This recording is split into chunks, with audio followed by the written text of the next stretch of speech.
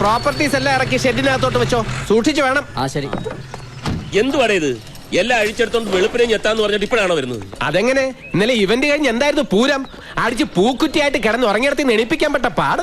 ഇവന്മാര് ഇവരെന്നെ എണീപ്പിച്ച കാര്യം പറഞ്ഞത്. ലേശം ഓവറായി പോയി, സാധനം ഡ്യൂപ്ലിക്കേറ്റ് ആയിരുന്നു. പ്രോഗ്രാമിന്റെ സെറ്റപ്പിനെ കുറിച്ച് ഭയങ്കര അഭിപ്രായം. നജീബിന്റെ വിരട്ട് അച്യുതൻകുട്ടിക്ക് ശരിക്കും ഏറ്റെന്നാ പറഞ്ഞത് അല്ല ഫിലിപ്പോച്ചാ? ഏറ്റില്ലെങ്കിൽ പിന്നെ അച്ചുവേട്ടനാ മേലക്കാരെ പറഞ്ഞിടുമെന്ന് തോന്നുന്നുണ്ടോ? കറക്റ്റ്. നാളെ തന്നെ അച്യുതൻകുട്ടിയുടെ ഓഫീസ് പൂട്ടിച്ച് ആ PM മീശ പഠിപ്പിച്ച് പൊട്ടും കുത്തിച്ച് നാട്ടുകാരുടെ മുന്നിൽ കൂടെ നടക്കൂല. നടത്തിക്കും. അവനെ നടത്തിക്കുന്ന കാര്യമല്ല, പിന്നെ അച്യുതൻകുട്ടിയുടെ ഓഫീസ് പൂട്ടുന്നത് നടക്കൂല. അതെന്താ? നമ്മള് ജയിച്ച ഓഫീസ് പൂട്ടിക്കൊള്ളാന്ന് അവൻ വെല്ലുവിളിച്ചല്ലേ? അതിന് നമ്മൾ ജയിച്ചു നമ്മൾ സമ്മതിക്കണ്ടേ? എന്താ സമ്മതിച്ചാല്? കള്ളത്തരം കാണിച്ചാണ് ഈ ഓർഡർ തട്ടിയെടുത്തതെന്ന് അച്യുതൻകുട്ടിക്ക് അറിയാം. ഞാൻ അപ്പഴേ പറഞ്ഞില്ലേ ആൾമാറാട്ടം നടത്തി ഓർഡർ പിടിക്കുന്നത് ഫൗളാണെന്ന്. ഇപ്പൊ ചായ കുടിച്ചാ ശരിയാവില്ല. പിരിയും നീ അവർക്കോട്. നമ്മൾ ഏറ്റെടുത്ത ഇവന്റ് ഗംഭീരമായി. പിന്നെ ഇനി നോക്കിയോ, ഫ്രണ്ട്സ് ഗ്രൂപ്പിനെ തോൽപ്പിക്കാൻ പറ്റിയ ഇവന്റുകൾ നടത്താൻ നമ്മളെ അന്വേഷിച്ച ആളുകൾ ഇങ്ങോട്ട് വരും. പറഞ്ഞ് നാവെടുത്തില്ല. അതിനു മുമ്പ് കോളുമായിട്ട് ആരോ എത്തി. നമ്മുടെ ബെസ്റ്റ് ടൈപ്പ്.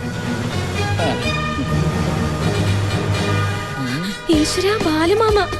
ചേട്ടാ ഇതൊന്ന് പിടിച്ചേ. ബാലമാമേ, എങ്ങനെയുണ്ട് കാര്യങ്ങളൊക്കെ മോളെ? സുഖമായിട്ടിരിക്കുന്നു. ഇതേതാ ഈ അവതാരം? ആതിരയുടെ ഒരേ ഒരു അമ്മാവന ബാലകൃഷ്ണൻ നായർ. ബാലാജി എന്ന് വിളിക്കും. ഈ തമിഴ് തെലുങ്ക് സിനിമകളിലെ സ്റ്റിൽ ഫോട്ടോഗ്രാഫർ.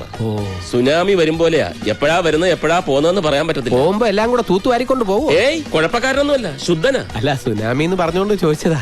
എന്നടാ നീ ഇപ്പിടി പാക്കറേ? അല്ല, ബാലമാമ ഇങ്ങോട്ടൊക്കെ വരുമെന്ന് തീരെ പ്രതീക്ഷിച്ചില്ല.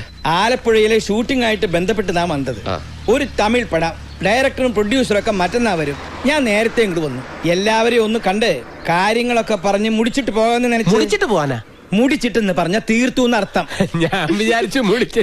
നീ എന്തിനാ അങ്ങനെ വിചാരിക്കണേ? ഇവൻ ഏതാ? ഞാൻ നജീബിന്റെ ഫ്രണ്ടാ. ഫ്രണ്ടിക്കാരാണ്ട് കുറച്ച് ബാക്കിലേക്ക് മാറിക്കടാ.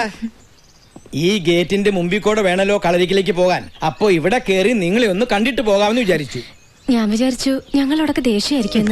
എതുക്കടി? അല്ല, ഇവിടെ നടന്ന പ്രശ്നങ്ങളൊക്കെ അറിയുമ്പോ ഒക്കെ അറിഞ്ഞിട്ട് തന്നെ ഞാൻ വന്നത്.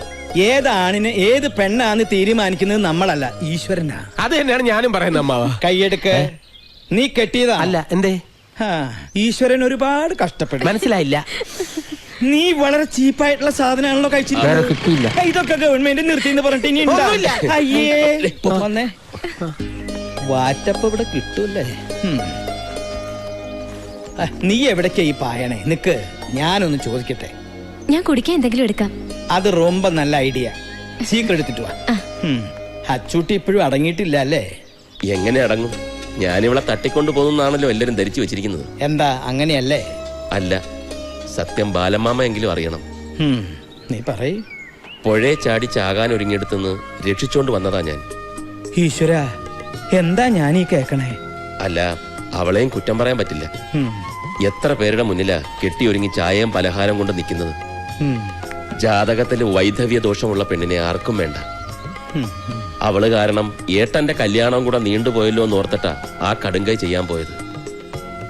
എനിക്കൊരു ജീവിതം തരാൻ നജീബിക്ക് പറ്റുമോന്ന് ചോദിച്ച് കരഞ്ഞപ്പോ പിന്നൊന്നും നോക്കിയില്ല, കൂടെ കൊണ്ടുവന്നു.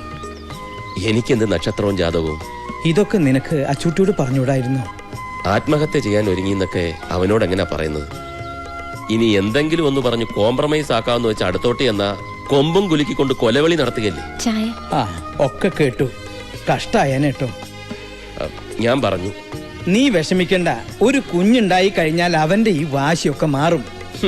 പെണ്ണ് കെട്ടാൻ പോലും അവൻ സമ്മതിക്കുന്നില്ല, പിന്നല്ലേ കൊച്ചുണ്ടാവുന്നു. അവന് കൊച്ചുണ്ടാവണ കാര്യല്ല, നിങ്ങൾക്കൊരു കൊച്ചുണ്ടാവണ കാര്യ. അതെങ്ങനെയാ? ഏട്ടനൊരു പെണ്ണിന്റെ കഴുത്തി താലി കെട്ടിയിട്ട് മതി നമുക്കൊരു കുടുംബജീവിതം എന്ന് പറഞ്ഞ് വാശി പിടിച്ച് നടക്കുകയല്ലേ ഇവിടെ ഒരാള്. അപ്പൊ ഇതുവരെ നിങ്ങളുടെ ശാന്തി മുഹൂർത്തം കഴിഞ്ഞില്ലേ? ശാന്തി മുഹൂർത്തോ? First night. അത് പിന്നെ ഞങ്ങളോടുള്ള പക കൊണ്ടാണല്ലോ ഒരു കുടുംബജീവിതം വേണ്ടെന്ന് പറഞ്ഞ് അച്യുതൻകുട്ടി വാശി പിടിച്ചു കിടക്കുന്നത്. അതുകൊണ്ടാ ഞാൻ. ഇതിലും ഭേദം ജാതകദോഷായിട്ട് ഇവള് കളരിക്കൽ തന്നെ നിൽക്കുന്നതായിരുന്നു നല്ലത്. ഇതിങ്ങനെ വിട്ടാ പറ്റില്ല. അവന്റെ വാശിയും വൈരാഗ്യമൊക്കെ മാറ്റാമോന്ന് ഞാനൊന്ന് നോക്കട്ടെ. നീ ധൈര്യമായിട്ടിരിക്കും. ഇപ്പൊ ഷൂട്ടിംഗ് തുടങ്ങാൻ പോണ സിനിമ റിലീസ് ആകുന്നതിന് മുമ്പ് അവൻ പെണ്ണ് കെട്ടിയിരിക്കും.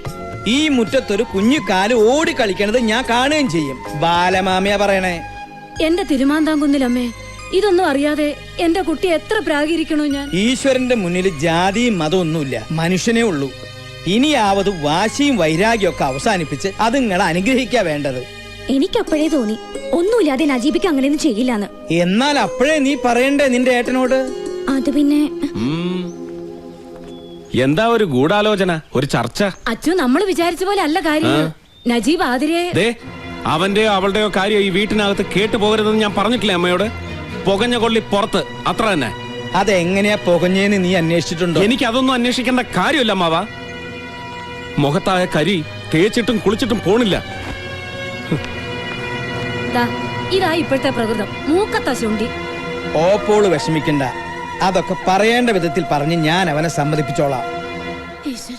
ആ PM എന്ന് പറഞ്ഞവനെ ഇത്തിരി പൂജാസാധനങ്ങൾ വാങ്ങാൻ വിട്ടിട്ടുണ്ടായിരുന്നു. അവൻ എല്ലി പോയിതറേ.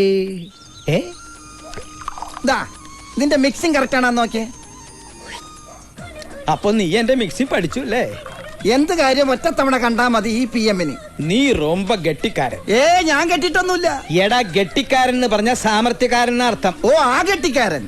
ആ, അപ്പൊ നമ്മ പറഞ്ഞു നിർത്തിയതെങ്കേ നാഗർകോവിൽ തെലുങ്ക് പടത്തിന്റെ ഷൂട്ടിംഗ്. ആ, കോവിലിൽ ഏതോ കല്യാണം കാണുന്ന ഹീറോയും ഹീറോയിനും. കറക്റ്റ്. കറക്റ്റ്. ഹീറോയും ഹീറോയിനും റെഡി. അവര് കാണുന്ന കല്യാണത്തിനുള്ള പെണ്ണും റെഡി.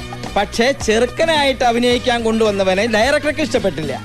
ഡയറക്ടർ കോദാണ്ഡരാമ റെഡ്ഡി എന്നെ നോക്കി ഒന്ന് പുഞ്ചിരിച്ചു. ബാലാജി, നീ കല്യാണ ചെറുക്കനായിട്ട് അഭിനയിക്കുന്ന ഒരു ഓർഡർ. അന്ന് ഞാൻ ഇതുപോലെ ഒന്നുമല്ല, ഇതിലും പൂസായിരുന്ന സ്മാർട്ടായിരുന്നു.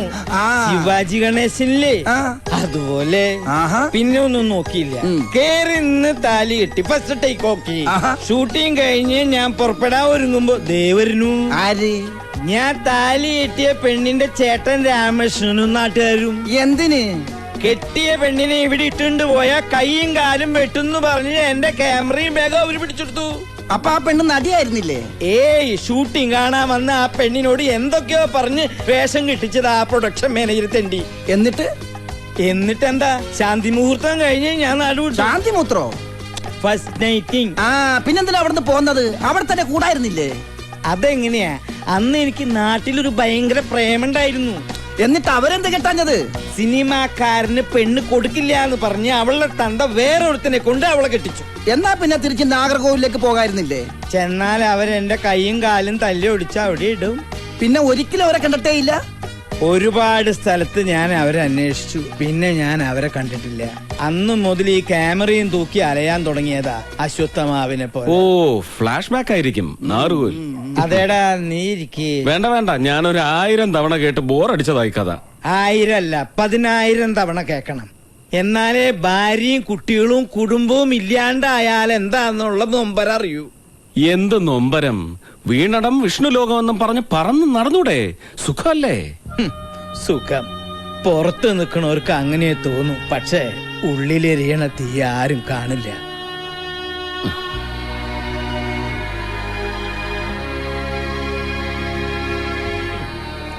അതുകൊണ്ടാ പറയണേ, ഈ ബാലമാമയുടെ ഗതി നിനക്കുണ്ടാവരുത്. നിനക്കെന്നല്ല, ആർക്കുണ്ടാവരുത്. ഞാനൊരു സത്യം പറയാം, വെള്ളടിച്ചിട്ട് പറയാണെന്ന് വിചാരിക്കരുത്. അമ്മാവൻ പറയും. നജീബ് നമ്മുടെ ആതിരക്കുട്ടിയെ. വേണ്ട, അതൊഴിച്ച് അമ്മാവന് വേറെ വല്ലതും പറയാനുണ്ടോ? ഇതൊഴിക്കട്ടെ. ഒഴിക്കടാ. ഇവനോട് പറയാനുള്ളത് മുഴുവൻ പറഞ്ഞു കേൾപ്പിച്ചിട്ടേ ഇവനെ ഞാൻ വിടും. ഒഴുക്കി. വെള്ളമൊന്നും വേണ്ട.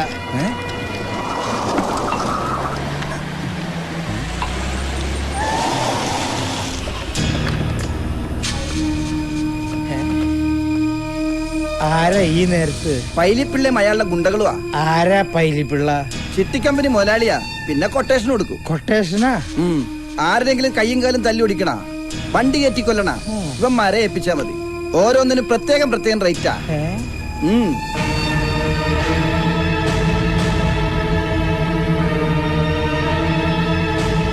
അതെ, അങ്ങനെ അങ്ങ് ഏറ്റാ മതി. അച്യുതൻകുട്ടി പറഞ്ഞാ പിന്നെ പൈലിപ്പള്ളിക്ക് പിന്നെ എന്നതാ, അതങ്ങ് അനുസരിച്ചിരിക്കും അക്ഷരം പ്രതി. എന്നാ പിന്നെ ഞാൻ അങ്ങോട്ടോ. വണ്ടി ഇടറാ. ഈ പൈലിപ്പള്ളി ആയിട്ട് അച്ചൂട്ടിക്ക് എന്താ ഇടപാട്? നജീബിന്റെ കയ്യോ കാലോ തല്ലി ഓടിക്കാൻ കൊട്ടേഷൻ കൊടുത്തായിരിക്കും.